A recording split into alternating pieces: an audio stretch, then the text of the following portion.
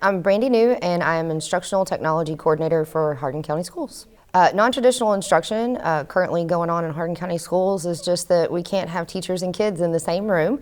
So we are providing instruction either through a paper, like pick-up, drop-off kind of system, or remotely through digital means. So the idea of NTI instruction originated in Kentucky when it became legal about 5 years ago. And as you know, in Kentucky, especially depending on how rural a school district is or just how bad the weather is that year, we might rack up 5, 10, 15 snow days in a year. So several districts have been using NTI instruction over the course of the past couple of years so that they didn't make up snow days at the end of the year. A lot of the larger districts, Hardin County, where we are now, Warren, Fayette, Jefferson County Schools, none of us had made the transition to NTI yet. Maybe there was a lesser need, but also whenever you are scaling these things, it might look one way in a small district. It looks very different when you bring it over to Hardin County as large as we are. So it is not a transition that we had made yet.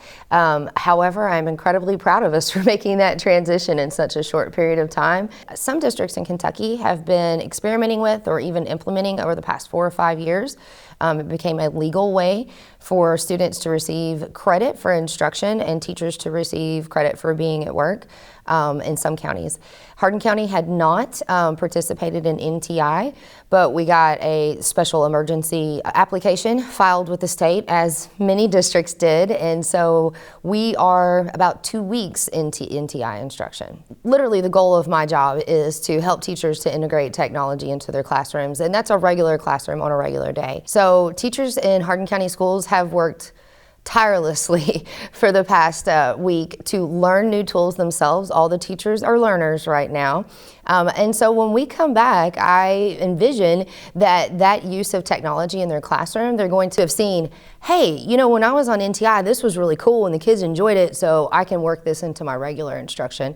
And they've just built a skill set in the past week and a half that they haven't had the opportunity or necessarily like the need to develop before. So I see that being a little more seamless in the future in classrooms. I think if you have to compare NTI instruction to regular classroom instruction, you just really can't. It's apples and oranges. I was a classroom teacher for 12 years, and it is all about relationships. So that piece we're trying to recreate digitally now. I just don't know that we'll ever be there. I know lots of teachers and students are just missing seeing each other right now, and I don't know that you can compare the two. The way that we are learning right now, it's a different way of learning. You have to pace yourself and you have to learn those skill sets and some control, and okay, I'm gonna sit down and from 10 to 10:30 I am gonna work on this. So I hope they'll be learning some things about themselves that they can carry into future learning. All right, my name is Divya Vogel. I teach 3rd grade. I am the special ed teacher for 3rd grade here at GCB. My favorite thing about teaching is just the interaction with the kids and learning something new every day.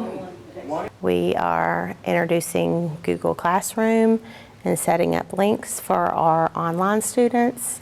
And then we are making paper copies, and students are picking up those paper copies each week. All the kids that I have talked to, and then all the 3rd grade teachers with their replies have been, for the most part, the kids are doing very well. It is a little overwhelming for parents, but they've done a fabulous job as well. It's just a different way of learning. I think they are missing that contact and personal spin that each teacher has in their classroom. All of us have already talked that we are definitely going to implement Google Classroom and links and show how to do that in our classrooms more. Even though that doesn't really replace what the teacher does in the actual classroom, just if we can implement that more, a little bit more next year in our classroom, when we do have an NTI next year for maybe like a snow day or something like that, the kids will be far more comfortable. I would say NTI has taught me as a teacher that to be more patient. My personal goal is to make sure that my caseload has the accommodations they need to be successful with the work that they're being given. Hi, I'm Miss Hohenstein here at New Highland, 5th grade. I teach reading and part of our writing. And my favorite thing about teaching is the kids. Hi, I am Tammy Hall and I teach the 5th grade math at New Highland.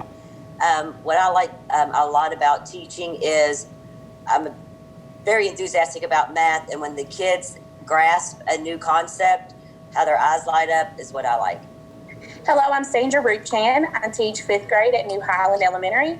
I teach social studies and science and financial literacy, and I just love the interaction with my students, and that's one of the biggest things I'm missing right now.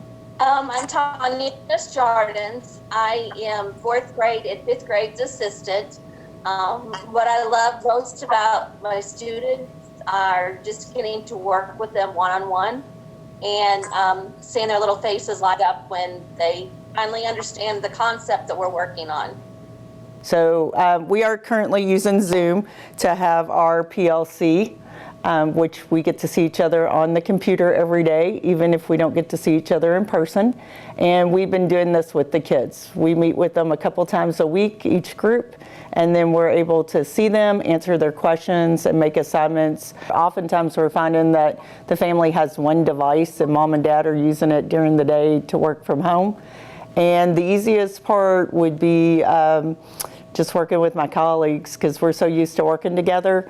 I definitely think that we'll do more of this when it comes to snow days, instead of being home and having a day where the kids just have to wash that day and add it to the end of the year. Hopefully we'll be able to incorporate this. The transition for our students, number one, is they're missing school, they're missing us. So when we got them started on Zoom, you could see their face light up because they were able to talk with us and see our face. They were able to see their peers. The transition also is just, technical support, helping our families to be able to be successful and to reduce the amount of stress that comes along with this unexpected journey. Teaching from home has taught me to be more up on my technology, for sure, and like Ms. Rup-Chan said, to be very flexible. But the Zoom has been wonderful with the kids. I think one more thing about that we've learned or had to learn also is trying to problem solve when we can't see what our students and parents see on the other end. I just want to continue helping the students and make them feel successful, that they can still achieve and they can still get it. I'm Elizabeth Scott, and I'm a special education teacher at New Highland. I feel like I've connected even better with some of my students now through this than even I had in the classroom. And they're opening up more, at least on my end as a special education teacher. So it's even brought us kind of closer together. It has taught me to be very flexible. So when the kids can't figure out how to do something, you just scrap it and try something different. We've learned a lot of different ways to communicate with the students other than just seeing them in person. My name is Shannon Powell. I'm a 2nd grade teacher at Woodland Elementary. And my favorite part about teaching is when students are in one content area and they make a connection to another content area or something that you're teaching, and the light bulb goes off, and they've done that on their own, so that they make connections in their own learning to something that you've previously taught them or are currently learning. Here at Woodland, we gave parents the option, so our teachers created assignments in their Google Classroom so they can access that online, but we took those assignments and we just basically made like a weekly menu board, and we put the packets together, any reading, writing, math, science, or social studies. We put them in a folder and we brought them up front. And then parents are able to come as they wish to get the packet, and then we just mark that they've received it. That way we know who to check on and how to check on the work that they're doing throughout the week. Very stressful on the teachers right now because we are trying to make sure that everyone is learning in some way, so trying to contact parents, make sure that they are able to access everything online, making sure that they have the work that's needed. Just the unknown, I think, for everybody is very stressful. I imagine that the kids are happy about it, but we've also heard from parents that it is very enlightening about what their student is able to do or not do, the amount of effort that the student is willing to put in, and so I think it's going to cause a greater appreciation for teachers as well as the learning process. As far as future instruction, I'm very curious about what's to come and how this is going to affect it. I imagine for some of our professional learning that's to come up in the summer, we are probably going to have some learning that encompasses how we can instruct students in a non-traditional way. My advice to parents is to be patient with the student. They're probably going to not be willing to work at first, but just encourage them to do their best. The work will not likely be differentiated on their level, so just be patient with them and be as accessible to them. Students, just work hard and realize that your parent is just trying to help you. And then just have fun, like just find interesting ways to learn, play with a deck of cards, go outside, do something in nature, just something that your student is engaged in learning and just you're spending time together and really just kind of create a memory that they have something to write about when they come back eventually. Okay. My name is Donna Slaton. I teach 4th grade reading at Woodland Elementary, and my favorite part of teaching reading, I would think, is getting kids really interested in books and having them travel around the world without leaving the room. The most difficult part of the non-traditional learning is getting good, essential, meaningful tasks in the hands of students that need the paper packets. The easy part of it is being able to get really creative for the online students. The goal for right now in the non-traditional state of education is to keep kids engaged and keep them learning and progressing. And as far as the future, how I feel about this impacting my future, I won't ever take for granted the fact that I have kids in my classroom that I can speak to live. We miss them and they miss us. They send us dojos telling us how much they miss their friends. As a teacher, this has taught me how really difficult it is logistically.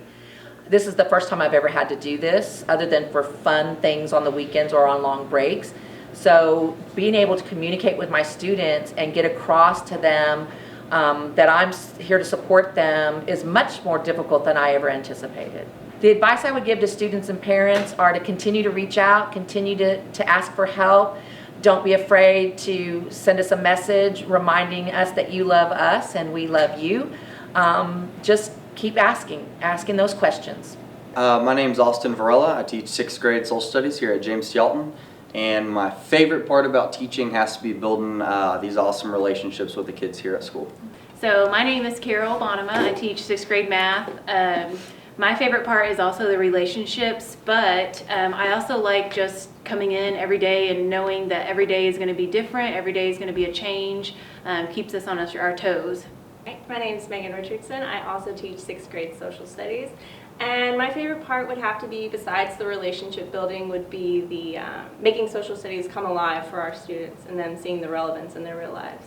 My name is Deborah Johnson. I am science here at JTA, and Austin kind of answered the question for all of us. It is making those connections with the students, but I also really enjoy when those light bulbs come on for the students, and it's just that aha moment of yes, everything's starting to connect and everything's coming together for them. Well, I mean, we pretty much had like what, a 24-hour, 48-hour notice that everything was switching to NTI. So as far as the packets go, I mean, we sat down as a team and as content areas, and we created about 2 weeks worth of lessons, put that into a packet and started getting those out to students along with the food bags and whatnot. And right now I'm using YouTube Live simply for the fact that students are they're pretty used to YouTube already, so it's a lot more user friendly for them. And then I know that we've also been using Google Hangouts and whatnot to get that face-to-face social interaction with the kids. Yeah. Because that is a big part, I think, for the 6th graders, is that they need to see our face. They're still young and whatnot. Yeah. So. Some kind of normal routine. Right. Yeah, for sure. Yeah. Our YouTube lives have become our virtual classrooms because they can all jump in and they're talking to each other while they're listening to you. So it's kind of like our virtual class where I'm going over something and they're still talking in the background. Yeah.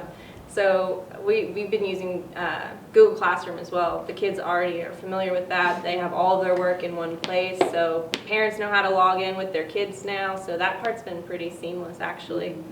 I've also used Screencastify to put some lessons out there, especially for my kids that need read aloud. So I'm still meeting those accommodations for the students that need those accommodations. So Screencastify is just there's no interaction between the kids. Right. It is a lesson, and then I usually follow that up with a YouTube Live or a Google Meet for questions and answers. That way they have the content and they're able to just then ask the questions about it. Yeah, for sure.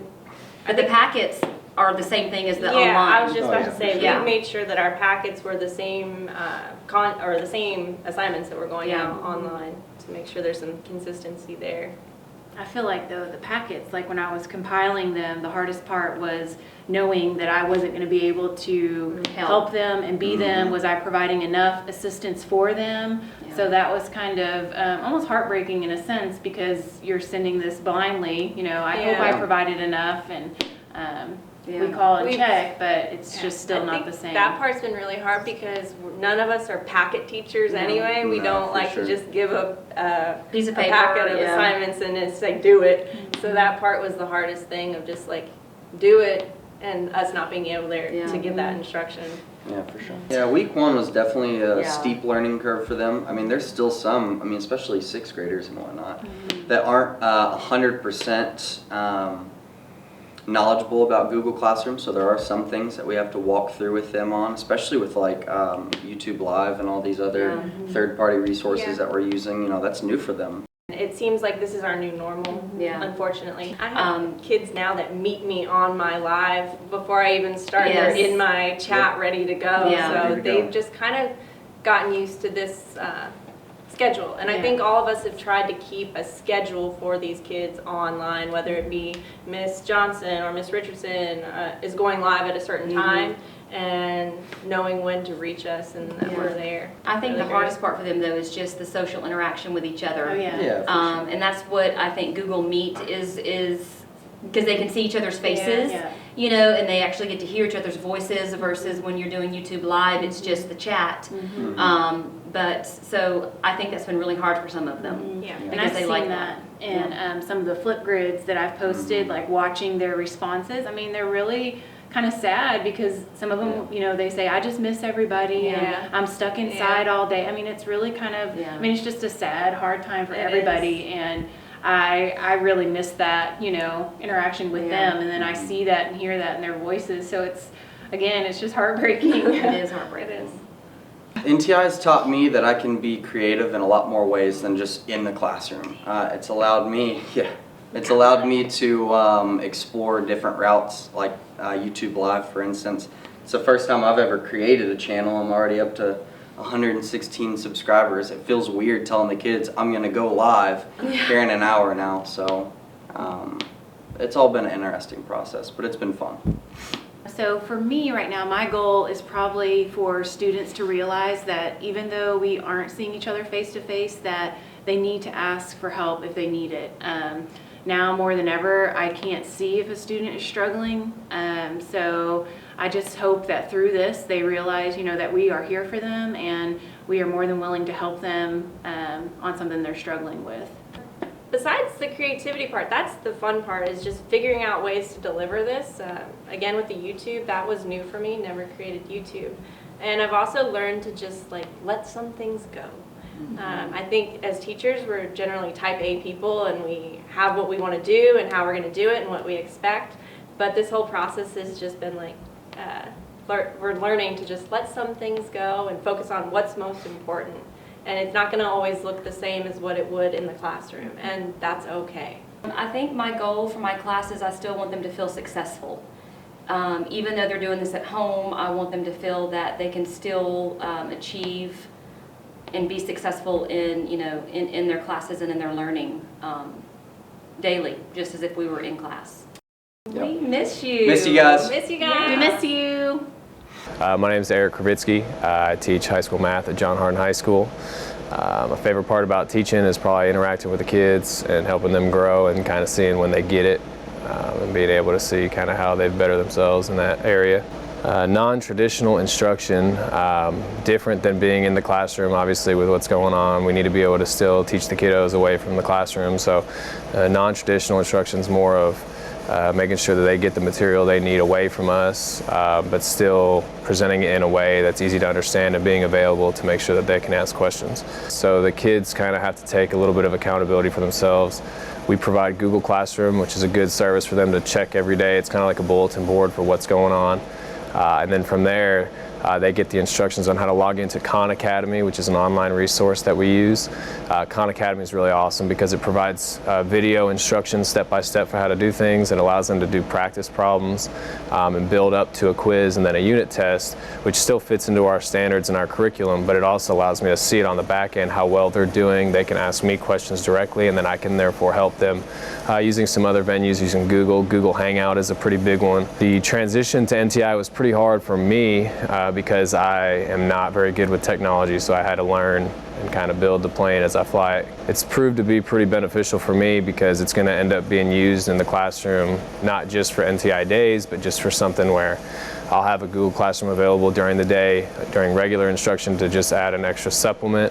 You hear a lot of people say you don't teach for the money, and now we don't get the best part about teaching, which is being able to interact with everybody. I think the biggest goal for this class is to make it as seamless as possible and make it as routine as possible. We want to still make sure that we create a vibe that makes them feel like they're in school. We don't want it to seem like it's a break. They need to still learn, so we need to still push them.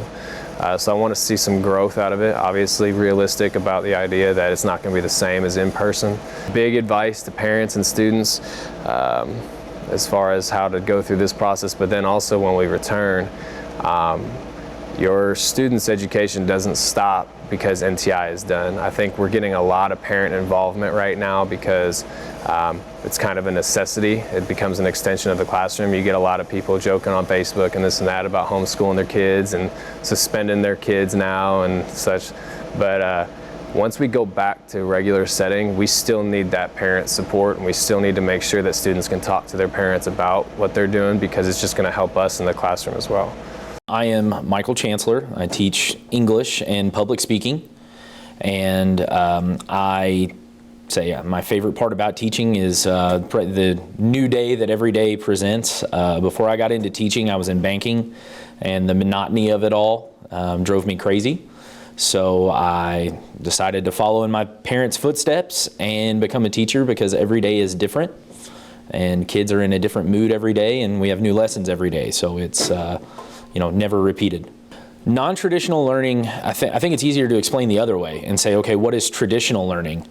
And say, okay, your traditional learning is simply sitting in a classroom, one teacher to a whole bunch of kids, and it's face-to-face. Non-traditional learning would be pretty much anything that doesn't fall into that category. So it's in its early stages because we've never done it. I think I have a little bit of an advantage. I just finished a master's degree from Western in leadership and administration, and it was 100% online. So I'm trying to incorporate some of the ideas that I liked from that version of non-traditional schooling and incorporate it with my students now on a much smaller scale. But I think we all have room to grow, and we're going to figure out what works and what doesn't for their particular subject area and their style of teaching.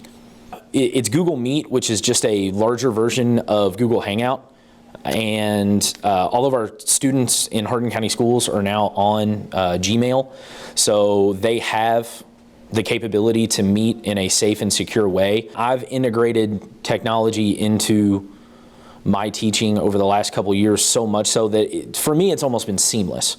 The students come in every day in the traditional schooling days and they grab a Chromebook because they know we're going to incorporate the technology into the lesson for the day somehow. And then there's some days that they don't and they just put it on the wiring under their desk. Part of me thinks we're about ready to offer kids online high school because, and I think the whole industry is going to go to this.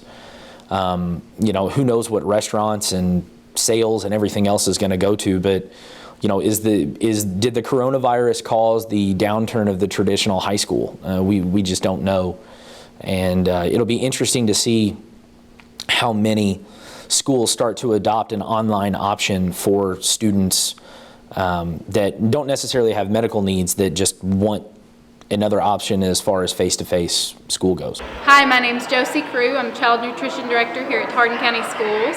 And we have got our staff on board these past 2 weeks. We've been doing awesome to get these meals out. We've served about 100,000 meals today, these past 2 weeks. Today we've got a large operation going because we've got at least 5 days worth of breakfast and lunch going out to these parents and the elderly that we're providing meals to. So when we come back April 6th, we will do business as usual like we did the first week of this operation. We will still be serving pickups and deliveries like we have been the past 2 weeks. So you will still get meals during that time. It'll just be a little different than coming in the school and picking them up like students normally do. So. Hi, I'm Peggy Snow, and I'm the Family Resource Coordinator, Youth Service Coordinator here at John Hardin. The last 2 weeks, we have been assisting our nutrition department with organizing which families might need meals and which families need them either to pick up or deliver. We've been helping organize the Feeding America bags and the USDA bags that we receive from Feeding America to organize how many need to go to each family. One of the biggest thing is the coordinators had to work together, school to school. We have students at the high school that are also at the middle school or at the elementary school. So during that time, we wanted to merge and be efficient. So lunch deliveries could have gone home from John Hardin for a whole family. Feeding America bags could have gone home from, say, Bluegrass for a whole family. So we had to collaborate together and make sure we didn't over deliver to a family and have people do more work than needed. We are blessed with a wonderful cafeteria crew, and my bus crew has been fabulous, and so it has made the work very fun and pleasant. Of course, we were 6 feet apart, keeping our distance, but still doing whatever we needed to do to make sure this NTI program was successful. We have worked together as an entire team, so I hope all the families know that we're here to support them in any way, and we're going to be here to support them until the end of this whole process.